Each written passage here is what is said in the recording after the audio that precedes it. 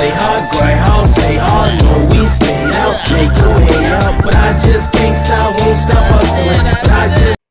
What up, Grandis and Granddad? It's your boy, the Black Abstract. So what we gonna be talking about today is Ray Fisher. Yes, as you know, or maybe you don't know, Ray Fisher has had a couple of issues with Joss Whedon and Warner Brothers. For years he's been tweeting out, claims of racism, unfair work conditions, amongst other things. So let's see what it says at the Hollywood Reporter. It says Ray Fisher opens up about Justice League, Josh Whedon, and Warner's. He's quoted as saying, "I don't believe some of these people are fit for leadership." Hmm. So it says Ray Fisher's ready to talk. Ever since June 2020, when he fired off a tweet accusing Josh Whedon of gross, abusive, unprofessional, and completely unacceptable conduct on a set of Justice League, the 33-year-old actor has used social media in a series of interviews to lob serious allegations of racist behavior and a cover up at Warner Brothers. Now, if you don't know who Josh Whedon is, he's a director.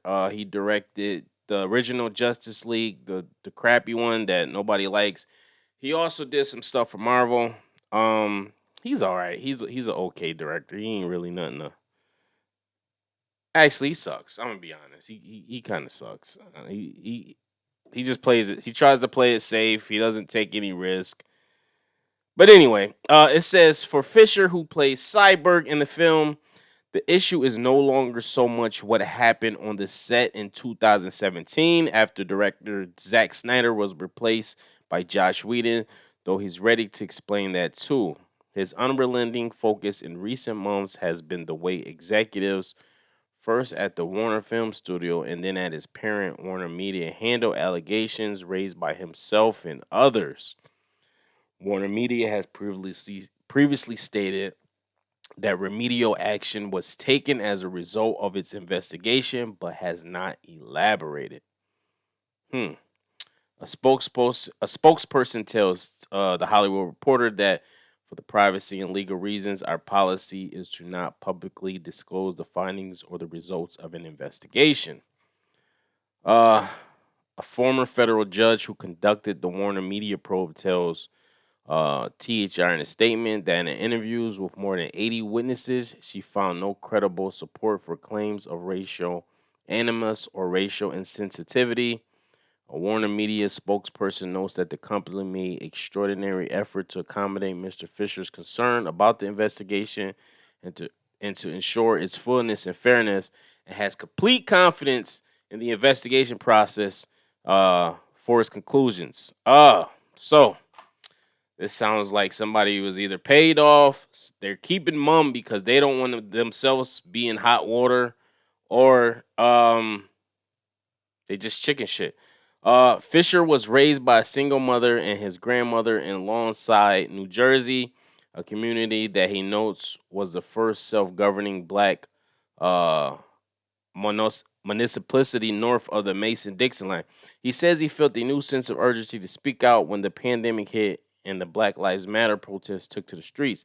To Fisher, who had few screen credits playing the half man, half machine cyborg, the first black superhero in the DC universe, was both a huge career break and a major responsibility.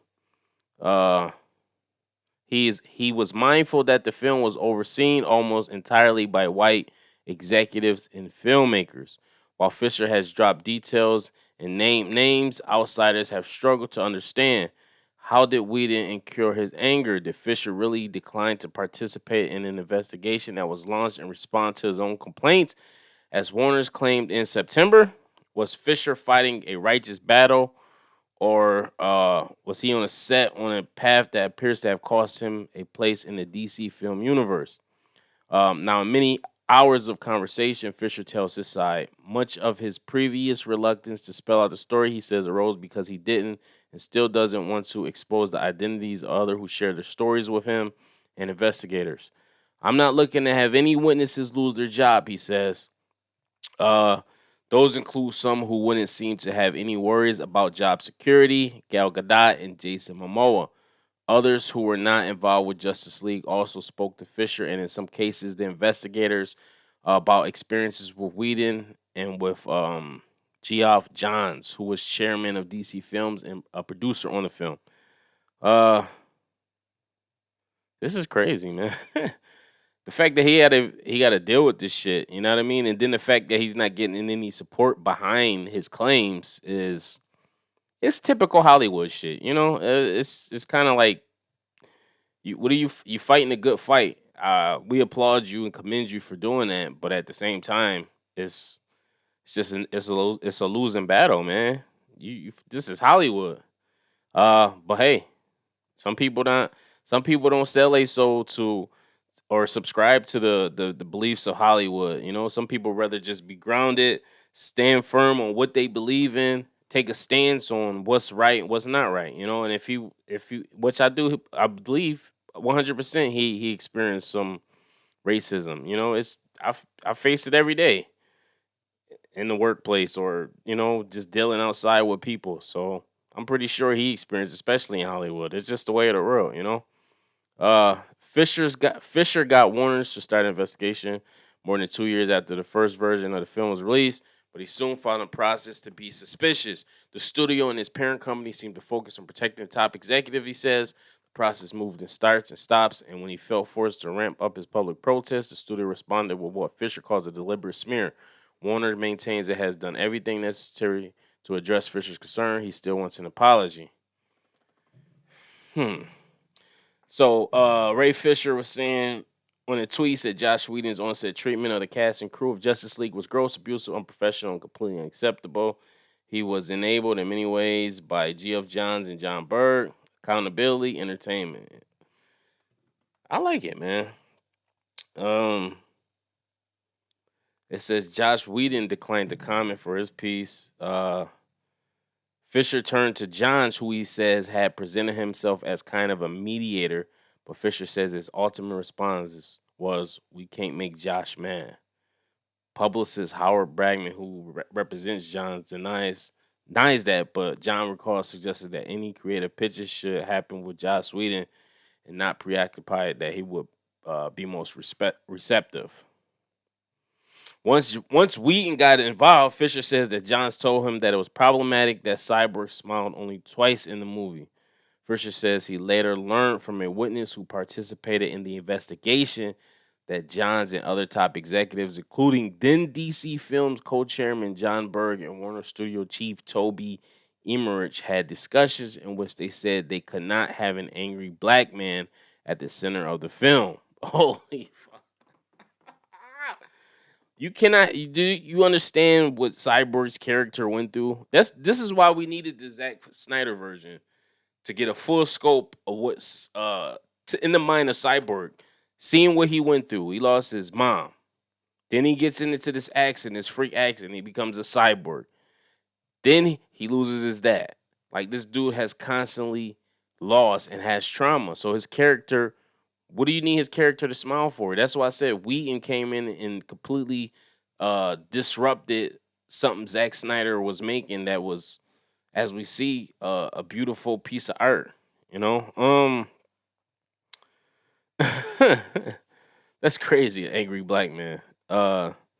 John's Rep responds that once the chairman of the studio mandated a brighter tone for the film, all further discussion centered on adding joy and hopefulness to all six superheroes. These are always conversations about avoiding any stereotype of race, gender, or sexuality. Hmm. And it goes on. If you want to read this whole thing, it's at HollywoodReporter.com. So, listen. Unfortunate situation, man. Like I said, I commend him for speaking out, and hopefully this all works out. You know, hopefully they come to an agreement.